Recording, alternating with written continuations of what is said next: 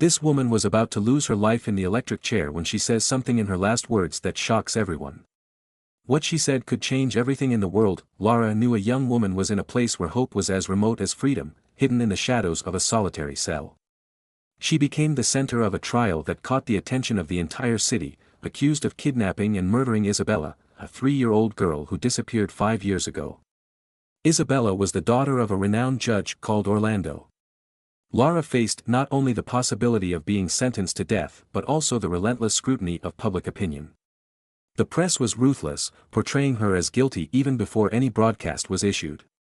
Citizens, anxious for justice for little Isabela, saw in her the personification of their greatest fears and aversions, leaving no room for doubt or compassion. However, despite the clamor for her execution, Lara remained calm. It was a mystery that not even her lawyer could solve. "Why don't you talk? Why don't you defend yourself?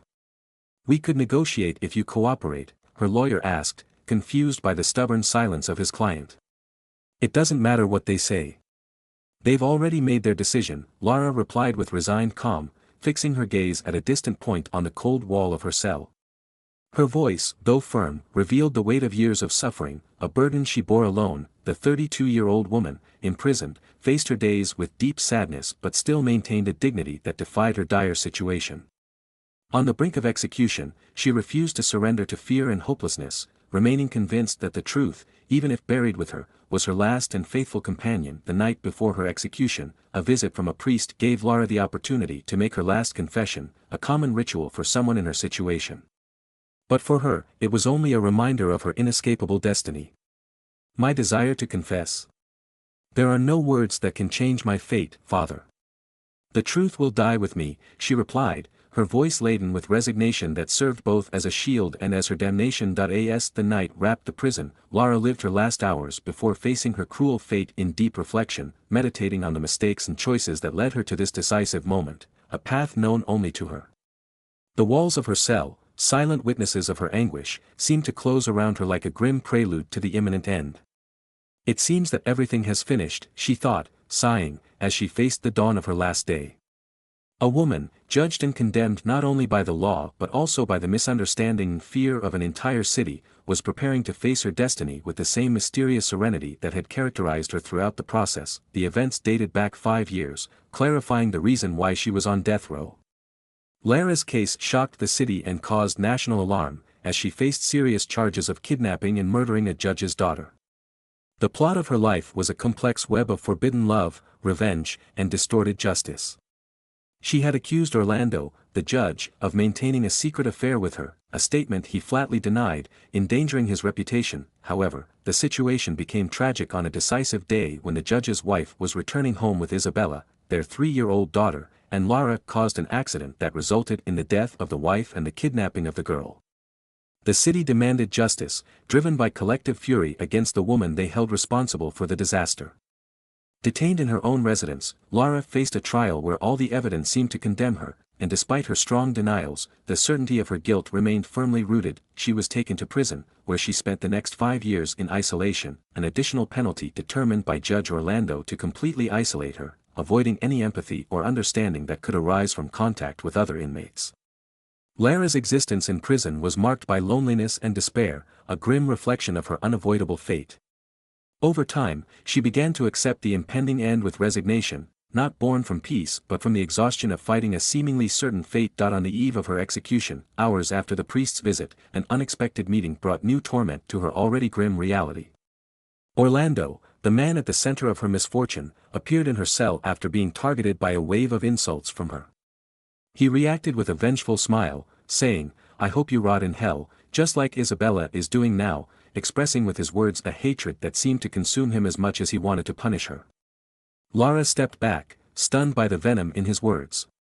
For a moment, she stood still, alone, watching as he walked away, leaving her with the cruel threat that they would meet for the last time the next day. Following this episode, her isolation and pain intensified, serving as a cruel reminder that, in addition to the upcoming execution, the real torment resided in the implacable hatred of those who had condemned her without trying to understand the complexity of her situation. The next day came, and she spent the night awake, in an agonizing vigil, feeling every minute crawl by.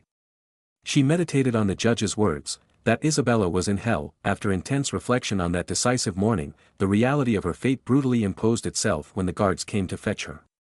Her survival instinct drove her to protest, deny the inevitable, and beg for justice in a world that seemed to have lost its meaning. "No. He is lying. You have to reopen the case," she shouted, but her words were overshadowed by decisions already made. Dragged into the execution room, Lara found herself surrounded by the expectant gazes of witnesses, witnesses of justice or perhaps just spectators of the final act of her tragedy. "You're finally going to pay, murderer," some murmured as they tied her to the electric chair. With growing despair as the end approached, the atmosphere in the room was intensely charged, a combination of expectation and horror. As they prepared the prisoner for execution, she could feel the weight of every glance fixed on her, each one reflecting the verdict that had been passed down. She was condemned. When everything was ready, in the midst of that emotional chaos, the officer in charge of the execution approached with a question that carried the weight of a final farewell. "Do you want to say your last words?" "Yes, I do, because I have much to reveal," Lara answered with a stable voice. Despite the fear that invaded her. At that moment, she saw, even in her agony, a smile of satisfaction on the face of the judge who watched from afar. That gesture gave her unexpected strength to reveal a truth she had kept secret for a long time. "If I am executed now, the truth about the disappearance of the judge's daughter will die with me." "Where is she?" "Because I am her mother. She is alive, and I can prove it." "Take the mobile phone from that scoundrel," she announced. Her voice grew stronger with each word, and the room plunged into silence, stunned. All eyes turned toward the judge. Lara's lawyers immediately requested the suspension of the execution, which was halted due to the magnitude of her revelation. The judge, trying to maintain his appearance of authority, quickly sought to discredit her claim. "The woman is crazy. Plug that chair in now," he ordered, visibly irritated. However, the prisoner did not remain silent. "So, you're saying she's not where her grandparents live?" Lara challenged, making the man swallow hard as his confident facade began to crumble. He accused her of more madness and got up to leave, despite the police, motivated by the sense of urgency in the revelation, intervening. "Sir, I need you to please remain seated and hand over your cell phone," said one of the officers, facing Orlando's anger. He knew who he was dealing with but could order his arrest. His defensive attitude only intensified suspicions. As Lara was carefully removed from the electric chair and the judge was detained for questioning, the world began to assimilate the impact of these revelations. The media, in a frenzy, covered every new development. A case once considered closed was reopened, full of new possibilities and questions. With the suspended execution, Lara became the center of global attention, with all desiring eagerly to understand the reasons behind this unprecedented action. In the atmosphere of the interrogation room, the tension was palpable, impregnated by the gravity of the recent revelations. The woman, now under custody, finally got the chance to tell her version of the events, a story defined by forbidden love, betrayal, and a desperate search for the truth, very different from the narrative presented by Judge Isabel. "It was the result of a secret relationship I had with Orlando," she explained in a voice tinged with sadness. "A married man who had promised to leave his infertile wife to be with me and our daughter. However, fearing a scandal, he made the girl and me disappear, with his wife claiming that they had adopted Isabela to fill the void of not being able to have children of their own." The judge, upon hearing this, replied, "Do you think I would kill my wife and daughter to incriminate you?" He challenged, laughing sarcastically. "This is absurd. She's crazy. I demand that they release me now," he exclaimed, maintaining an arrogant posture but unable to hide the trembling in his voice, betraying his fear of the truth being exposed. Isabela's exact location continued to remain a mystery until Lara, in a slip of the tongue, revealed the whole truth. A crucial detail, a memory of her time with Orlando, became essential to locating the girl. "When we had our romance, we visited his grandparents because Mrs. Cecilia was sick. He introduced me as his assistant, and we spent 3 days on their isolated farm.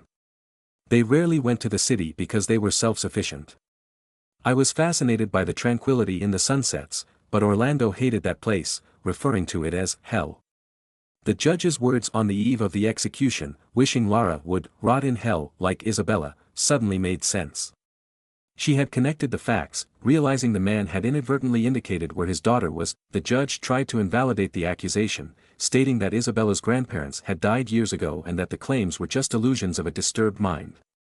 However, the firmness of Lara's statement, the coherence of her narrative, and the irrefutable logic of her argument generated enough doubt for the authorities to decide to investigate.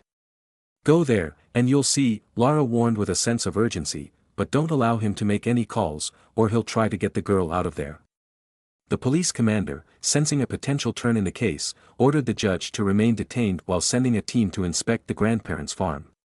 The press, eager for news, was boiling over with the unexpected turn of events, and the world anxiously awaited confirmation of Lara's shocking claims about Isabela's whereabouts. The investigation that followed turned out to be even more surprising and revealing than anyone could have foreseen. Keeping Orlando under strict surveillance at the police station to prevent any interference, the officers followed Lara's directions to the remote farm, where the truth was about to be uncovered. Upon arriving at the specified location, not only did they find the girl, Isabela, now 8 years old, but also an elderly couple, who turned out to be her great-grandparents. They told the police the whole story, explaining that Orlando had come to them years earlier with Isabela, then a 3-year-old toddler, claiming that the girl was in danger. He had instructed them to take care of her in secret, insisting that her safety depended on complete discretion. "If anyone finds out that she's here, they might want to harm her," he had warned them. The revelation of this plot of lies and corruption shook public opinion, sparking a national movement of indignation. The once respected judge, previously seen as a pillar of justice, was swiftly brought to trial and sentenced to 30 years in prison for kidnapping, obstruction of justice, and a series of other crimes. Investigations uncovered that he had taken advantage of the accidental death of his wife, which had occurred when she swerved to avoid an animal, resulting in a car crash, to orchestrate Isabela's disappearance. Manipulating the evidence, he sought to frame Lara, all while seeking to eliminate the woman who could expose his extramarital affair and build a new life free from the complications of his past. When Lara was finally acquitted of all charges, her release was met with applause and tears of relief from a population that had once cried out for her conviction. "Please forgive us, Lara," people shouted, begging for her pardon. Lara's story, now fully revealed in its entirety in tragedy, dominated the headlines. She was no longer seen as the villain many had thought, but rather as the victim of one of the most heinous injustices ever recorded. "I just wanted to get my daughter back," she expressed to reporters, tears of pain streaming down her face. Although she had achieved legal victory and the vindication of her name, the torment of her estrangement from Isabela continued to haunt her. Reconnecting with her daughter, who would not immediately recognize her as her mother, was a journey of healing that both had to undertake together. After a few weeks, mother and daughter finally reunited after years of forced separation and suffering, beginning to lay the foundations of a new life together.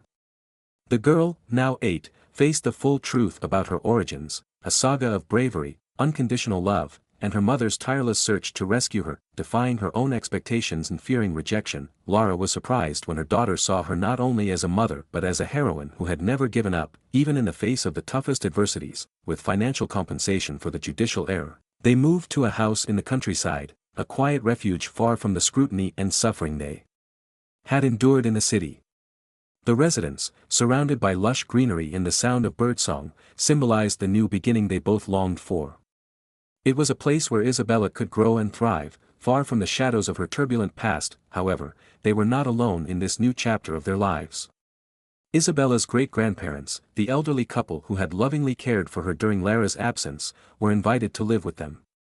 Becoming a united family was a natural choice, as they had provided the girl with the love she needed during the most challenging times.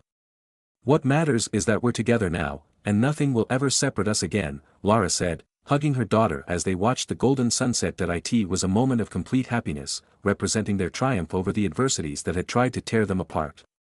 Surrounded by the unconditional love of her great-grandparents and the peace of the countryside, mother and daughter rebuilt their lives, overcoming the scars of the past and looking to the future with optimism and joy. The story of Lara and Isabela, once marked by pain and injustice, had transformed into a tale of hope, redemption, and the unbreakable power of family love. As the sun set, painting the sky in shades of orange and pink, the woman who had been unjustly condemned to death offered a prayer of gratitude, for the new beginning, for the opportunity to write new chapters in their lives as a united family, ready for whatever the future would bring, with hearts full of love and hope. If you liked this story, the next video on your screen will also move you. See you next time.